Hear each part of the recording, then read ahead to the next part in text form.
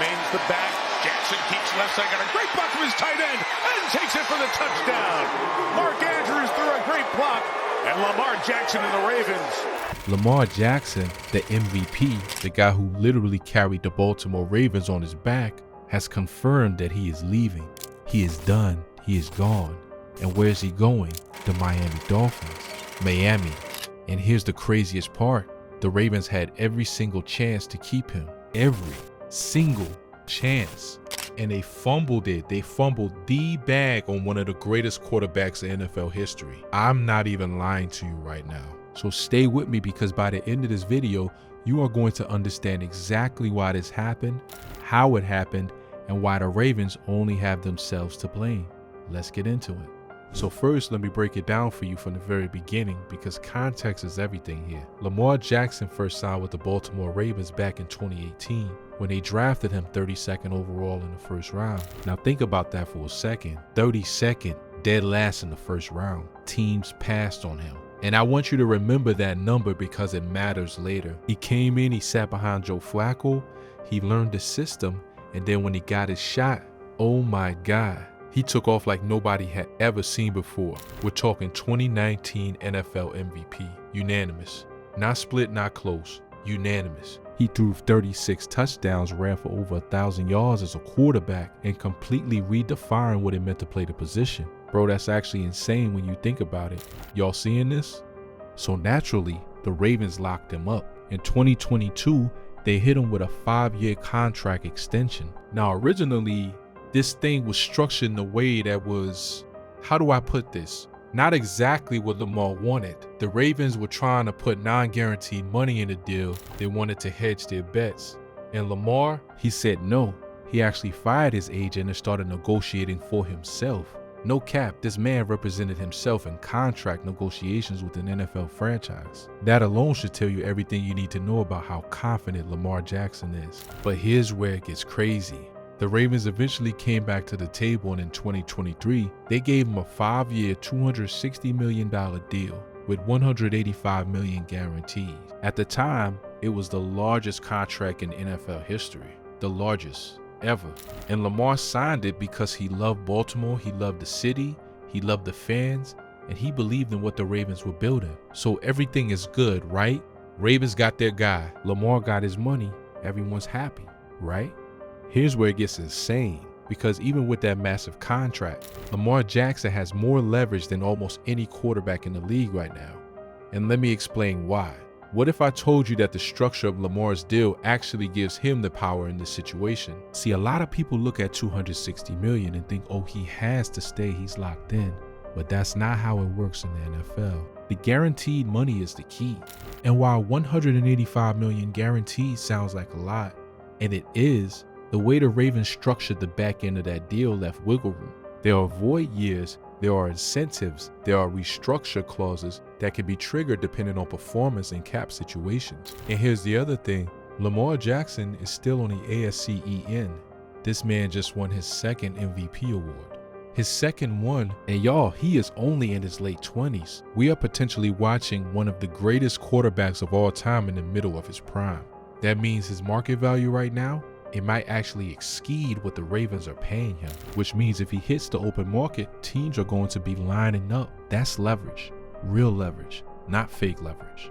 Not I might leave leverage, the kind of leverage where NFL franchises are literally rearranging their entire roster construction just to have a conversation with you. And the Ravens knew this. They knew it. But here's the thing, knowing someone has leverage and actually responding to that leverage are two very different things. And the Ravens, they did not respond the right way. So gang, let me break it down for you. What does Lamar Jackson actually want in order to stay with the Baltimore Ravens? Number one, he wants organizational commitment. And I don't just mean money. I mean, he wants to know that the Ravens are building a championship roster around him, not just serviceable pieces, not just good enough players. He wants elite weapons. He wants an offensive line that can protect him. He wants to be taken seriously as a franchise cornerstone, not just a guy they hand the ball to and hope for the best. And here's the problem. The Ravens have been struggling to give him that. Their wide receiver room has been inconsistent for years. Their offensive line has had injury issues.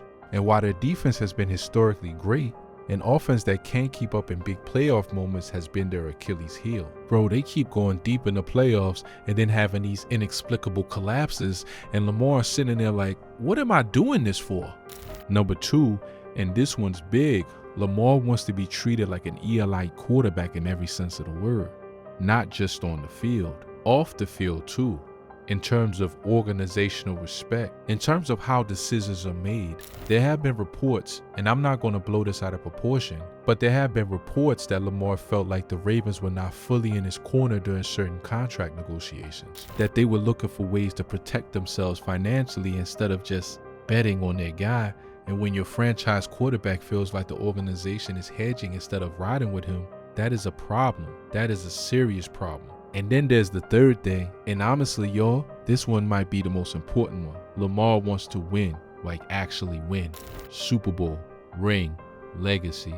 And right now, looking at the Ravens roster construction, looking at their cap situation, looking at some of the decisions they've made, Lamar is not 100% sure that Baltimore is his best path to a championship. Chat, are we surprised? Because when I lay it out like that, it actually makes total sense.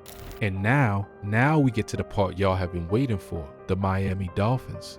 Oh my God.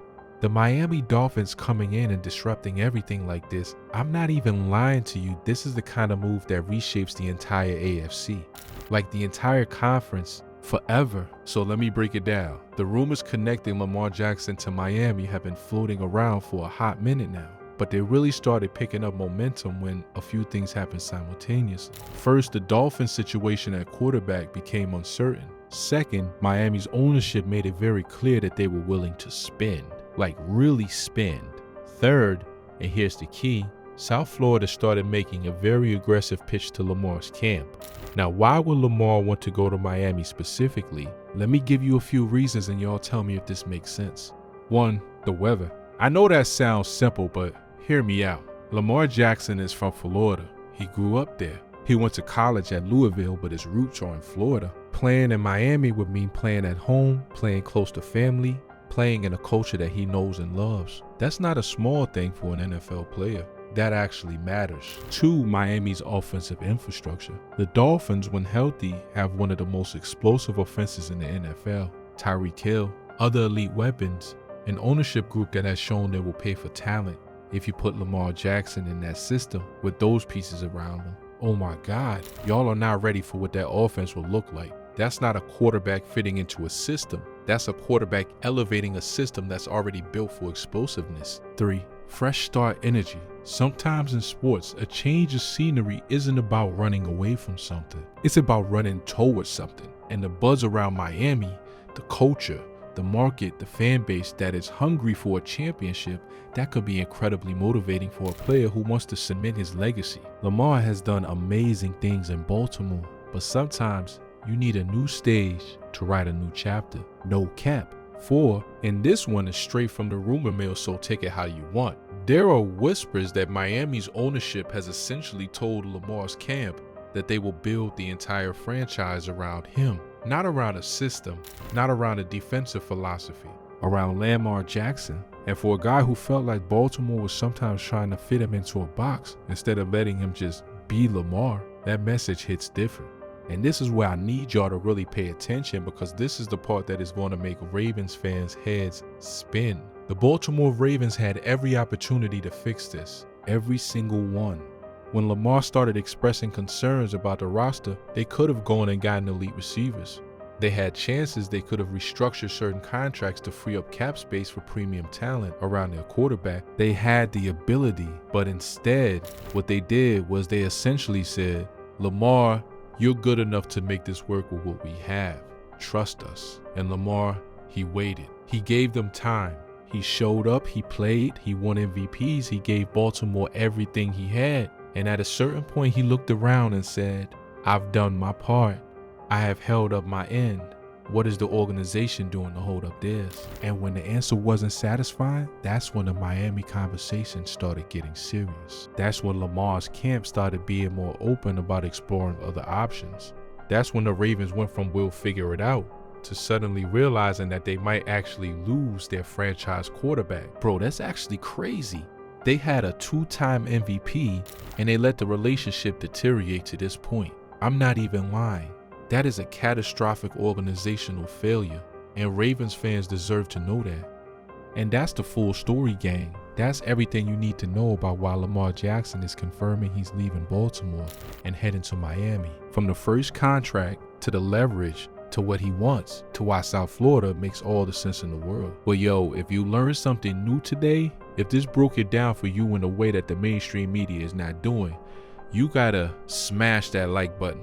I'm serious. And subscribe if you're not already, because we cover these stories deep. None of that surface level stuff around here. And if you want to know what this move means for the AFC, what it does to the Ravens going forward, and who steps up at quarterback in Baltimore next season, that video is coming.